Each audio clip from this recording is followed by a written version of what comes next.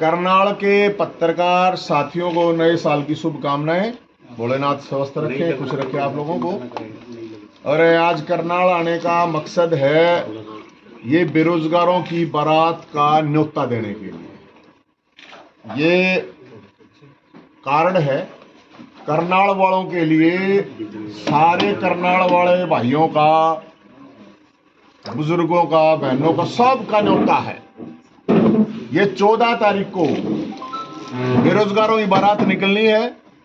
14 जनवरी मकर संक्रांति के दिन मानसरोवर पार्क में इकट्ठा होके बीजेपी के राज्य कार्यालय रोहतक। अब आप कहेंगे क्यों निकल रही है, तो जानकारी दे देता हूं मैं आपको। ये इसलिए निकल रही है कि आज से 8 साल पहले, 8 साल पहले ओम प्रकाश धनखड़ साहब ने बयान दिया था कि बीजेपी की सरकार बनवा दो, सबके ब्याह करवा दूंगा। बहुत ज्यादा कुंवारे हैं, मतलब हरियाणवी में उसको रंडे कह देते हैं, गांव के साथ साथ बहुत ज्यादा हैं। नौकरी भी दिलवा दूंगा। तो भाई ना तो नौकरी मिली, 5 लाख पद खाली पड़े हैं, 20 लाख बेरोजगार धक्के खा रहे हैं। तो इस बारात का आयोजन करा है।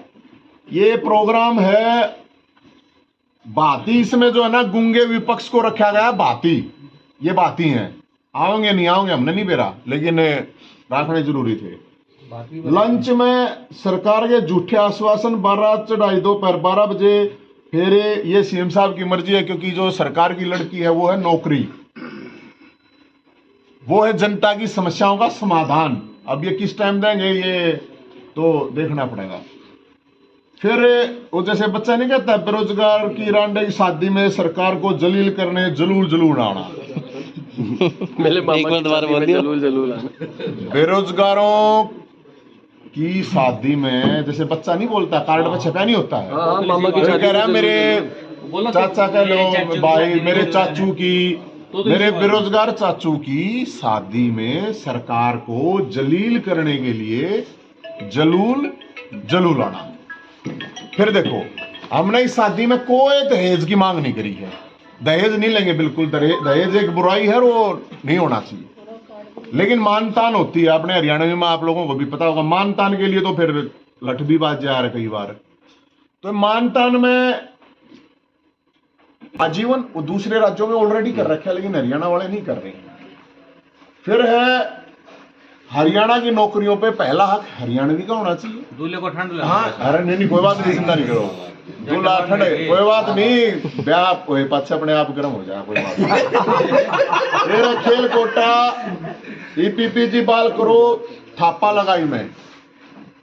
कहीं ये सोचे हैं कभी ये तो बराती बराती है, जवान जवाना का मामला नहीं। थापा जो ला गया करो बुजुर्ग का ला जा रहा है, तो उसमें थापे में बुढ़ापा पेंशन, विकलांग पेंशन, विधवा पेंशन, जिसके लिए लोग चक्कर काट रहे हैं, धक्के खा रहे हैं। फैमिली आईडी के नाम पे पूरे हरियाणा के लोग परेशान कर रखे हैं। प्रॉपर्टी आईडी के नाम पे, फैमिली आईडी में आप लोग इनकम कैसे कैसे 7-7 महीने के बच्चे की 7-7 लाख दिखा रहे। फिर है भाई साहब, कर्मचारियों ने भी डिमांड रखी थी पुरानी पेंशन बहाल की। कच्चे कर्मचारियों पक्का ये जो इन्होंने शोषण निगम चला रखा है, ये शोषण निगम है, ये गुजरात मॉडल है। मैं आपको बताऊं, कौशल निगम, अरे शोषण है भाई साहब, कौशल तो नाम है, वैसे मैं शोषण निगम कहता हूं। फिर मैं जेल में गया था, आप लोगों को पता हुआ, और 4.5 साल पुराने केस भी लगा दिए, उठा गए, कोई बात नहीं। तो जेल में जब मैं गया तो पुलिस वालों ने कहा कि भाई साहब एक हमारी समस्या है कि जब अनिल विज साहब विपक्ष में होते थे तो ये कहते थे हमारी सरकार बन गई तो पंजाब पुलिस को, हरियाणा पुलिस को पंजाब के समान वेतन लागू करेंगे। मगर भी ठीक है, तो ये भी डिमांड है। फिर मैं जब जेल में गया तो जेल कर्मचारियों को भी इन्होंने यही बोला था कि भाई हम आप लोगों की ये तनख्वाह उसके हिसाब से बढ़ाएंगे, उनकी भी नहीं बढ़ रखी। फिर गया मैं कैदियों के पास, क्योंकि जेल में अंदर जाना पड़ा तो कैदियों के पास तो रहना ही था। तो कैदियों की बहुत बड़ी समस्या है, सब ये मानते हैं कि भाई कैदियों वहां पर क्या पता किसको जाना पड़ जाए जेल में, कल ना अपने जाना पड़ जाए, हमने फिर जाना पड़ जाए। तो जो कैदी हैं, राष्ट्रपति जी ने भी, सुप्रीम कोर्ट ने भी ये कहा कि वहां पे बहुत से कैदी वैसे डाल रखे हैं, निर्दोष लोग हैं। और मैं खुद देख के आया हूँ, इस सिस्टम के मारे हुए लोग वहां पे पड़े हुए हैं, झूठे साचे केसा में पता नहीं किस किस तरह से। ना उनको टाइम पे पैरोल मिलती है, 40 डे पैरोल टाइम होता है। कोरोना में बाहर निकाल दिया, अब के लिए गर्म पानी नहीं है भाई साहब, क्योंकि वहां पे तो भी सारा दिन है। अब ये सारे मामले हैं। अब मैं आपको बताऊं, जेल से याद आया मेरे को कि हमारे मुख्यमंत्री साहब ने अभी ये कहा है, मुख्यमंत्री साहब ने, कि आरोप लगाने से कोई दोषी नहीं होता। एक खेल मंत्री के ऊपर छोरी छेड़ने का आरोप है, और उन धाराओं में एक उसमें गैर जमानती धाराएं हैं, जिन धाराओं के अंदर 7 साल तक की सजा है। मैं जिस केस में अंदर डाला गया उसमें किसी में भी 2 से 3 साल से ज्यादा की सजा भी नहीं है। छापा मारी, पूरी पुलिस लगा दी कि जैसे कि पता नहीं क्या कर दिया। लेकिन मुख्यमंत्री चोरी छेड़ खेल मंत्री को, मैंने एक के बाद की नार्को टेस्ट कराओ दोनों का। भाई अगर लड़की झूठ बोल रही है तो लड़की को डालो झूठा, अगर आरोप लगा रही तो उसको जेल में डाल दो। लेकिन पता तो चला जब मुख्यमंत्री खुद डिफेंड कर रहा है कि आरोप लगाने से कोई दोषी, तो जेल है 80% लोग तो आरोप है, वो दोषी थोड़ी है, आरोप ही लगे हैं उसके दौरान ही अंदर गए हुए हैं जेलों में। तो मुख्यमंत्री साहब ये करें। और अभी जो पता, देखो गजब की बात ये देखो कि ऐसे फद्दू काट रहे हैं कि बोले रिजाइन ले लिया, कुछ नहीं, वो रिजाइन नहीं ले रखा है। क्या वही धाराएं किसी आम इंसान के ऊपर लगती तो क्या पुलिस उसको छोड़ देती? क्या अभी तक जेल में नहीं होना चाहिए था? क्या ये लड़की खट्टर साहब की अगर सीएम साहब की रिश्तेदार होती और ये आरोप नवीन जैन को लगा देती तो क्या नवीन जैन बाहर होता या जेल के अंदर होता? और इस खेल मंत्री की जांच में इसलिए कह रहा हूं कि ये अभी जो उसका आया है, क्यों कह रहा है कि 1 करोड़ रुपए भी और बाहर भी भेज दूंगा, तो इस आदमी की तो कबूतरबाजी की भी जांच होनी चाहिए। लड़कीबाज के अलावा कबूतरबाज भी हो सकता है ये, पूरा फुल चांस है इस बात के। कहां से 1 करोड़ रुपए देने की बात कर रहा है ये? तो उस लड़की को, और गजब की बात यह है कि इस सरकार में इतने और भी लोग हैं, कोई बोल नहीं रहा है। भाई यही आरोप आप देखो हरियाणा में कितने लोग जेलों में पड़े हैं सिर्फ ये इन्हीं धाराओं में, तो ये तो ठीक नहीं है। तो मैं तो इसलिए बता रहा हूं ये चीज कि मुख्यमंत्री साहब बेशर्मी से उनको डिफेंड कर रहे हैं, जो कि उनको नहीं करना चाहिए।